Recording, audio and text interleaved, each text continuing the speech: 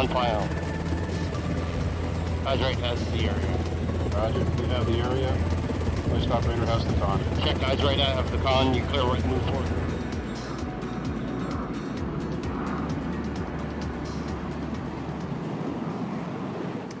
So why don't you tell me your name and what you do here at Cougar? Sure. My name is Mark Baillie, and I'm one of the SAR captains here at Cougar. Okay, what's a SAR captain, Mark?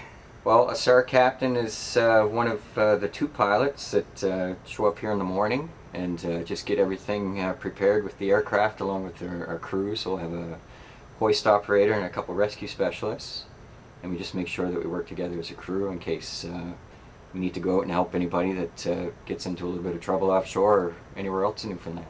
Mark, what was your journey to become a SAR captain? I started as a military helicopter pilot, so I flew the Sea King helicopter, which some people may have heard of. It was a little bit maligned within the press for the last few years that I flew it. And yeah, I spent 20 years with the military before coming here to work with Cougar. And tell me about the platform we're on now and what I'm looking at. Right now you're looking up through the ramp of the Sikorsky S-92 helicopter. Cougar has, I think they've got around 8 of those now, and we have a few that we can put. Most of them are used to go offshore, as I'm sure your viewers know, to bring the guys back and forth offshore. But this one, and we've got a couple other ones that we can set up the same way. This is configured in the search and rescue configuration, so it's got a few special things to help it do that. We've got an extra fuel tank in here, so we have lots of gas. We've got 2 hoists so that we can pick people up out of the water or up out of the trees wherever we've got to go to get them. And then we have a couple extra search things that help us look for people.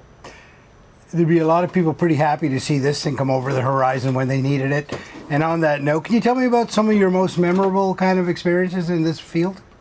Well, when I think about here at Cougar, it would have been a couple years ago now. We had an opportunity to go out and help a guy that crashed his ATV out on the south coast of the island, a place called,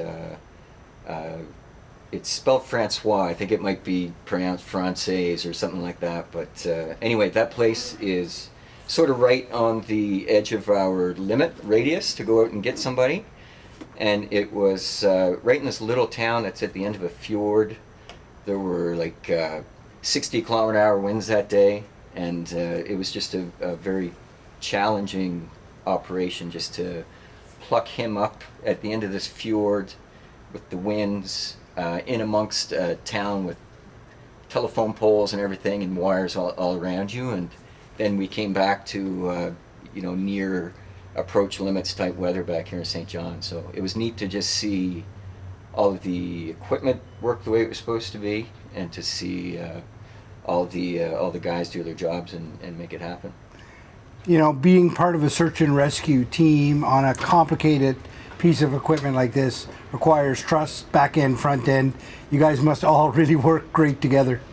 Yeah, well, we get to see each other for 12 hours at a time, day in and day out. So you get to, we were just up there, guys are bringing in coffee so we can all hang around and chat, and then as long as the weather's good enough, each shift we're going up, we're training with each other. So.